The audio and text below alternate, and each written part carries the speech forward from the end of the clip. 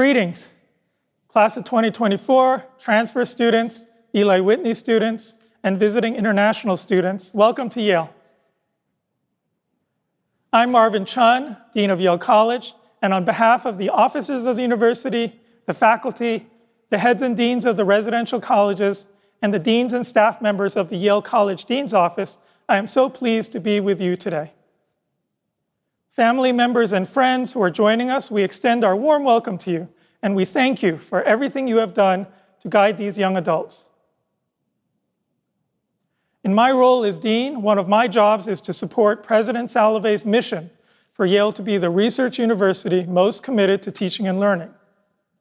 What that means for you students is that I am here to make sure that you get the best of what Yale has to offer, in the classroom or outside of it.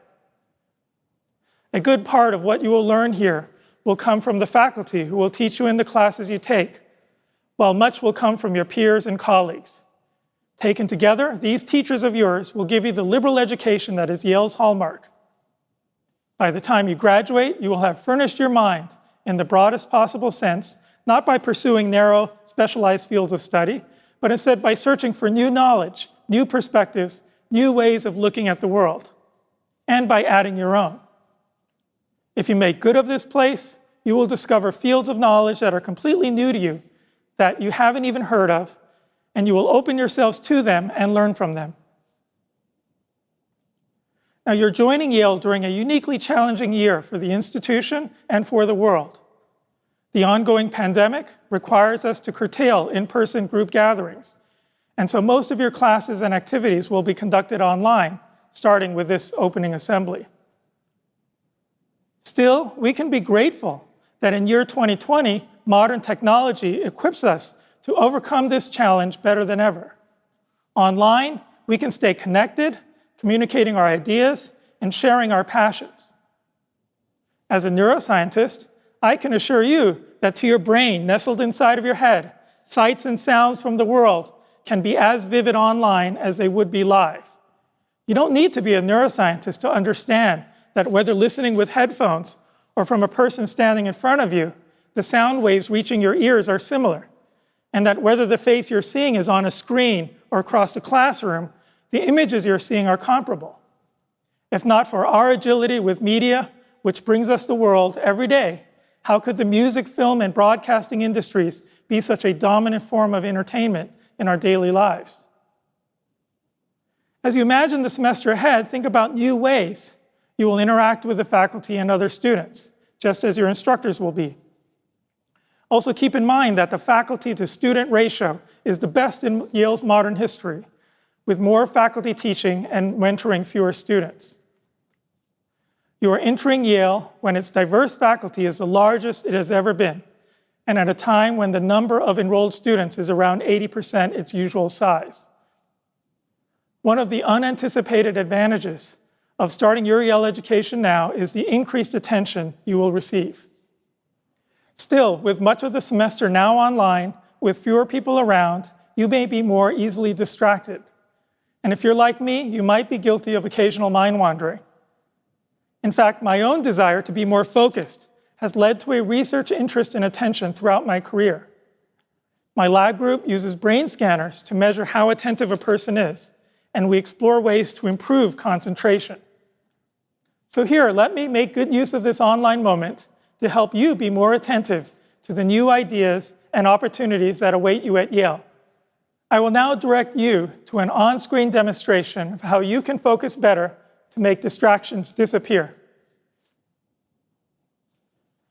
You see a background of flickering blue dots with 3 stationary and salient yellow dots forming a triangle. In the middle is a white plus sign, and I'll ask you to just stare at that throughout this exercise. If you stay focused on the white plus symbol without moving your eyes, you should notice that the yellow dots will start disappearing. It may take a few seconds for this to happen for you, especially if you're distracted right now. The yellow dots will start disappearing 1 or 2 at a time, but for many of you, all 3 of them should disappear at some point. This is a perceptual illusion called motion-induced blindness, and at Yale, psychology professor Brian Scholl studies it. There are many explanations for why motion-induced blindness occurs, but for today's purpose, just know that you can willfully make distractions disappear. With your newfound powers of attention, you not only can reduce distraction, you can use it to help you see new perspectives and new ways of understanding. You have all earned a place in this community because of the promise that you have shown in what you will contribute to it. And you have so much to learn from each other. When you get to know your colleagues joining Yale this year, you will discover that you come from every possible walk of life, bringing with you every imaginable talent, every experience, every worldview. Think about how to leverage your different backgrounds, views, talents, and interests, and by learning how to see the world through each other's eyes. It takes effort and attention to put yourself in someone else's shoes, and it will be worth it to empathize with others and to make more informed decisions. Okay, so now let's turn to another demonstration to use your mind and volition to see things differently. You should see two dots moving on the screen now. Do you see them moving vertically, up and down in columns? Or do you see them moving horizontally, oscillating between left and right in rows? Some of you will see them moving vertically, and others will see them moving horizontally. This simple demonstration shows a fundamental principle of psychology. We all experience the world differently.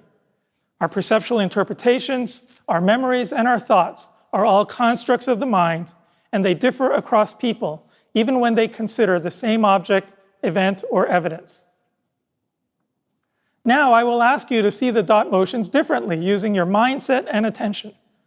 If you see them moving vertically, try to see them move along the horizontal axis. And if you see them moving horizontally, try to see them move along the vertical axis.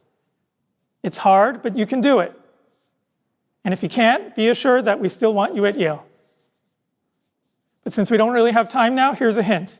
Use your hand to cover up the bottom row, and this will help you see the dots move horizontally.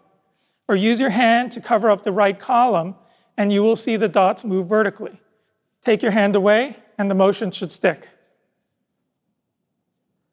Here's a final example of how you can view one image two different ways. Name out loud what you see. Did you see a duck? Or did you see a rabbit? Can you see it both ways? Your hand won't help here, but the duck's bill forms the rabbit ears, and the rabbit's nose is the back of the duck's head. Now look at the cartoon on the screen. Two armies face each other, and for the army on the bottom, find the general at the front of it urging his troops with his sword. There can be no peace until they renounce their rabbit god and accept our duck god. How can we help everyone understand that they are serving the same flag? Yale will expose you to views different from your own, and when it does, you can start by finding common ground with people when you don't agree with them. As Yaleys, as our newest members of Bulldog Nation, you are all under one flag. With the sophomores, juniors, and seniors, the alumni, faculty, and staff, and with each other, you have common ground, an immediate shared bond that goes deep to the intellectual curiosity and the commitment to community that have brought you all here. You have just arrived at a place that values difference and actively seeks it out. It is how professors and students find and test knowledge, and it is how the university equips its students, that's you, to become leaders and citizens of the world.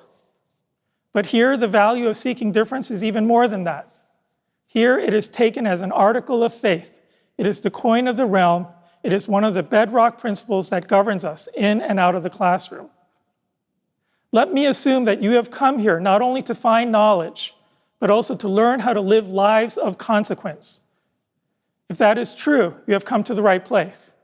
As you take your first steps, then, you will need to become comfortable with difference, not just to accept it or tolerate it, but to insist on it. You will find guides everywhere in the classes you take, the activities you join, and most of all, from the people joining you right now, your peers and classmates. All of them are part of the liberal arts education that awaits you. Your life at Yale has started, and as it does, here's what I hope you will do. If you are a duck person, go find those rabbit people and find common ground with them. If you are studying lots of duck courses, go find the rabbit courses and see what they can teach you.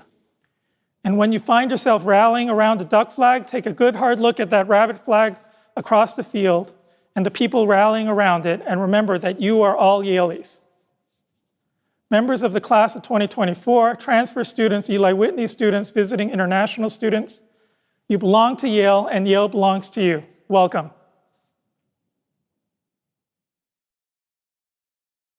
Darling, darling, darling,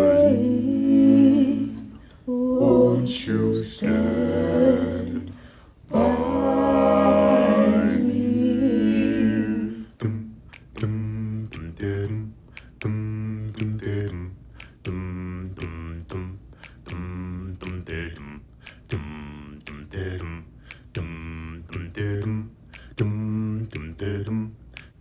When the night has come and the day starts, and the moon see only like we see. No, I won't be afraid. No, I won't be afraid.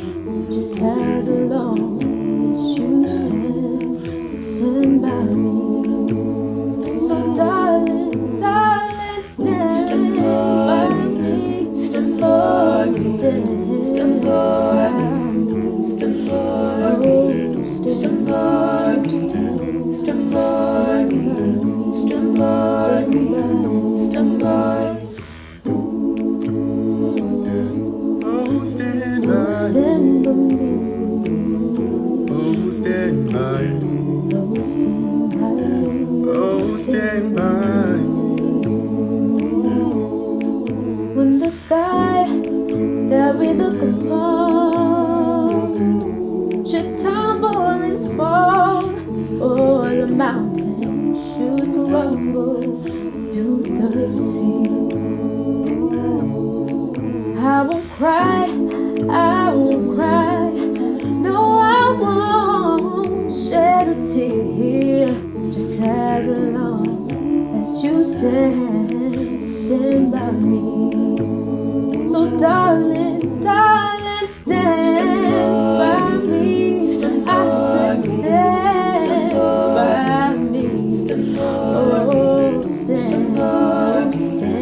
Stand by me. Stand by me. Stand by me. Oh, stand by me.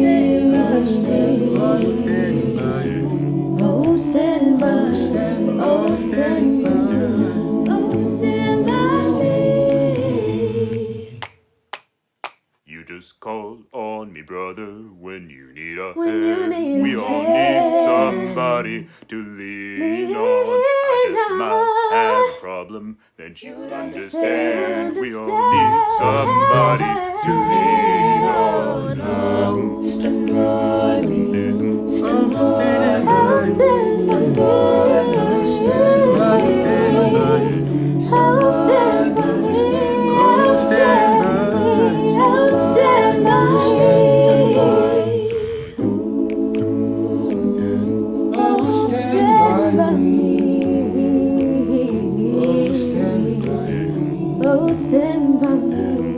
Stand by me.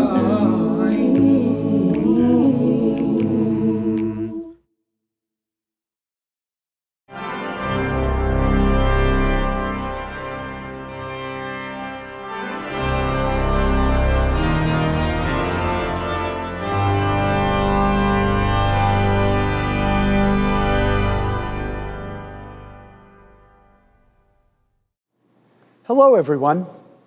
To first-year, transfer, and Eli Whitney students, welcome to Yale.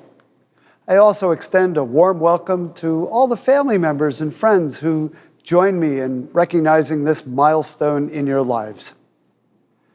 Today, we begin a new academic year at a time of significant upheaval.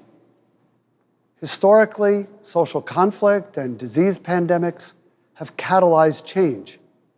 And so we should not be surprised that many are calling now for further transformation of our society. We are dealing with two parallel crises: the COVID-19 pandemic and the racial inequality and injustice rooted in our country's history of slavery and still facing us today. We have all been affected by these challenges, especially members of the Black and brown communities who bear the brunt of these burdens.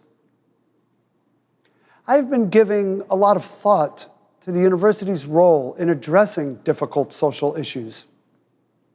Much remains to be answered in this turbulent period, but what is certain is that the core mission of Yale is more relevant than ever. I am sure each of you has studied Yale's mission statement. Yale is committed to improving the world today and for future generations through outstanding research and scholarship, education, preservation, and practice. Yale educates aspiring leaders worldwide who serve all sectors of society. We carry out this mission through the free exchange of ideas in an ethical, interdependent, and diverse community of faculty, staff, students, and alumni. Research, scholarship, education, preservation, and practice are vital to understanding our past, building on hard-earned progress, identifying what still needs to be done, and creating change. You know this. It is why you are here. You will be studying with professors who use their knowledge and expertise to improve the world. Yale faculty members work with government officials and others on containing the spread of infectious diseases, mitigating health disparities, transforming policing, and reforming the criminal justice system. While addressing challenges like these, you will learn from your teachers how to analyze problems, think critically, and communicate clearly. Along the way, you will also be encouraged to focus on yourself. Whether fighting a global pandemic or the scourge of racism, global climate change, or economic recession, we must be willing to be honest about our own motivations and open to changing our minds. Efforts to solve pressing problems will not be effective if they are led by individuals who cannot feel compassion nor learn to cooperate, nor by those who try to achieve change through manipulation, coercion, or brute force. Yale's faculty understands this. I recently discussed compassion with Sterling Professor of Sociology, Elijah Anderson. He has contributed immensely to the study of racial inequality, particularly in urban settings. But he also has put his expertise into practice as a consultant to the White House and to Congress. I asked him, how does he teach students who want to improve the world? He told me that he shows his students how to see the world from the point of view of others, how to have empathy. Such an ability, he noted, can help us to be better scholars and students, to be more sensitive to the human condition, and to be more self-aware. When we are motivated by empathy, compassion, and cooperation, we can bridge differences, learn to understand one another, and enact meaningful, sustainable change. Empathy and compassion, a willingness to engage those with whom we may not see eye to eye, and a concern for the misfortunes of others are preconditions for cooperation. Cooperation, working together to solve a common problem, especially one that we cannot overcome by working alone, requires us to listen to each other charitably, appreciate each other's perspective, and inhibit our desire to dismiss individuals with whom we initially believe we cannot develop common purpose.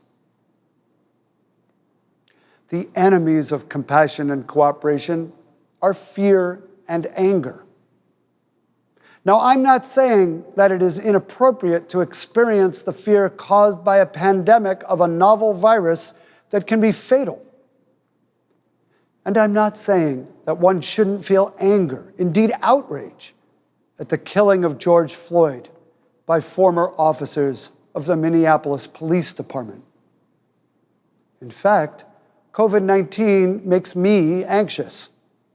And those former officers who took a sworn oath to protect the public, they leave me livid. But although such fear and anger can be motivating, I must ensure that they do not prevent my finding common ground with well-meaning others whose approaches to social challenges are not the same as mine. I must engage them rather than attempt to silence them to accomplish anything real and lasting. Let me provide an example from politics. At one time, women who became pregnant and the men who wanted to take time off from work to care for an infant were at risk of being fired by their employers. But in 1993, the U.S. Senate passed the Family and Medical Leave Act, guaranteeing family members the ability to take a prolonged unpaid leave without risking their jobs in order to tend to a newborn, adopt a child, or assist a sick family member. How did this act, which was considered revolutionary at the time, pass? Well, it was developed cooperatively by Senator Ted Kennedy, among the most liberal of lawmakers, and Senator Orrin Hatch, among the most conservative. They opposed one another on many policies, but in this case, they found a common cause: supporting families. They both felt compassion toward individuals at risk for losing their jobs due to childbirth.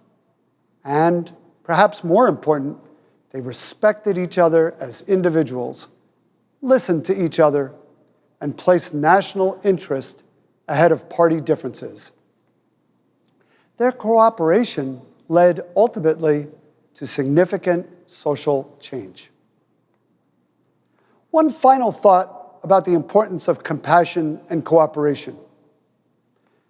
Most of you, members of the class of 2024, are part of Generation Z, the post-millennials. I am, well, a baby boomer. Perhaps you have heard that you and I are quite different.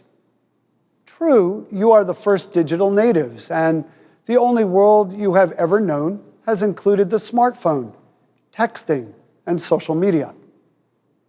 And you are distinctive in other ways as well. Yours is the most racially and ethnically diverse generation in American history, and you also promise to be the best educated. But it is not only that we are different in these ways, we are also said to disagree. We are told we have different views on politics, music, and work.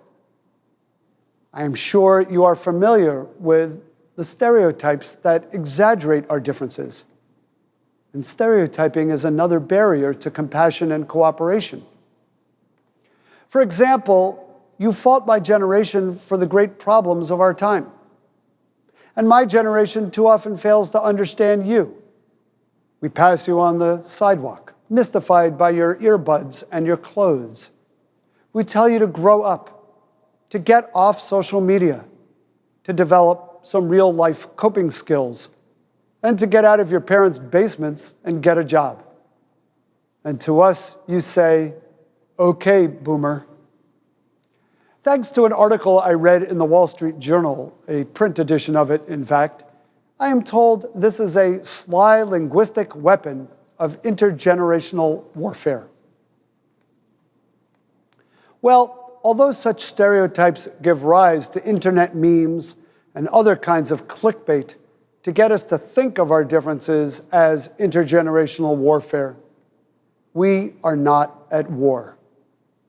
Those are distractions, and they won't help us link arms in overcoming what might be standing in the way of our future, our shared future. At the heart of OK Boomer is the belief that my generation contributed to the serious, even existential problems in the world that you will enter and lead. Your generation sees the challenges posed by climate change, disease, abusive policing, war, racism, and poverty. You recognize the urgency of these problems. But my generation does as well. Instead of dismissing one another's perspectives and focusing only on difference, we need to direct our attention to creating something better for all who will follow us. We can only do that by harnessing our compassion and cooperating. Here at Yale, we learn from each other. That is why academics like me enjoy spending their entire lives on college campuses. And it is why you chose to come to Yale. The passing of knowledge and the responsibility to do some good with it from one generation to the next is a large part of Yale's mission. It is hard work. So please, use your time at Yale wisely. Let us devote ourselves to learning together, to the personal transformation that the pursuit of knowledge can create for each of us. Let us use these college years to change ourselves, to become more compassionate human beings. And then, let us work cooperatively on existing and emerging challenges to create the world we desire. Welcome to Yale.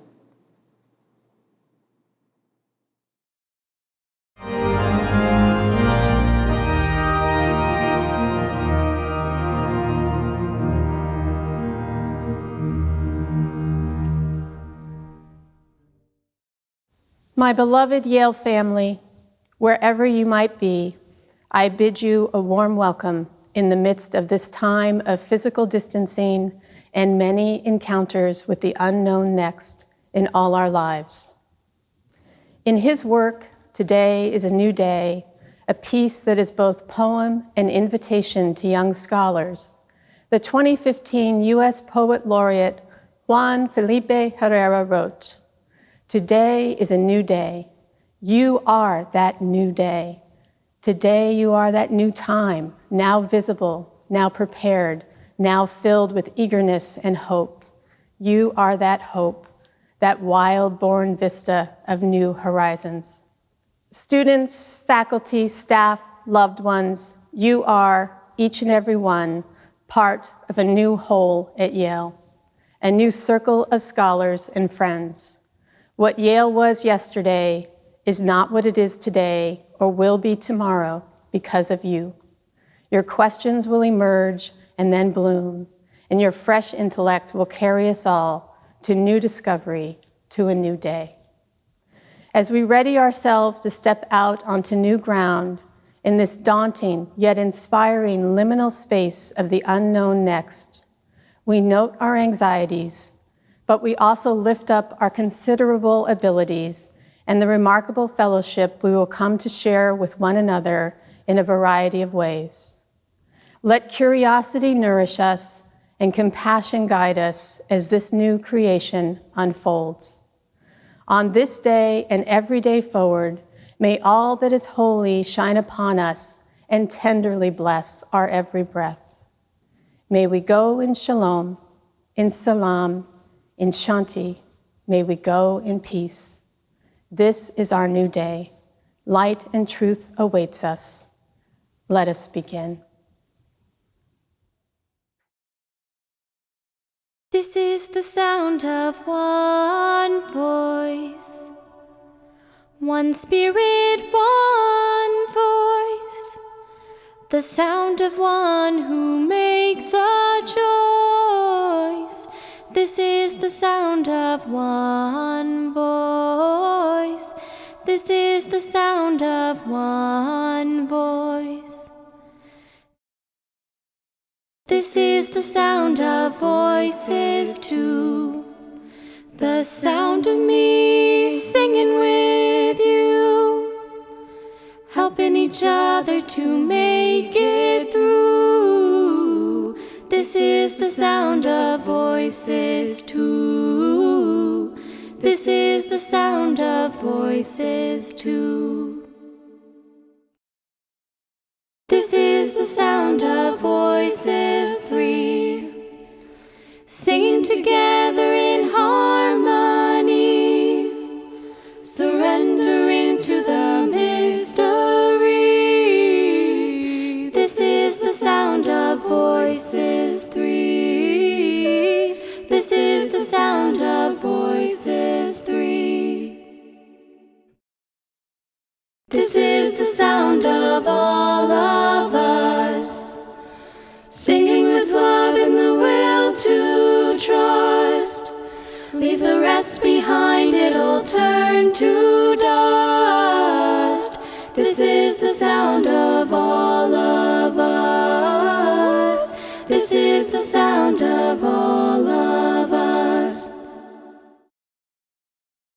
This is the sound of one voice. One people, one voice. A song forever.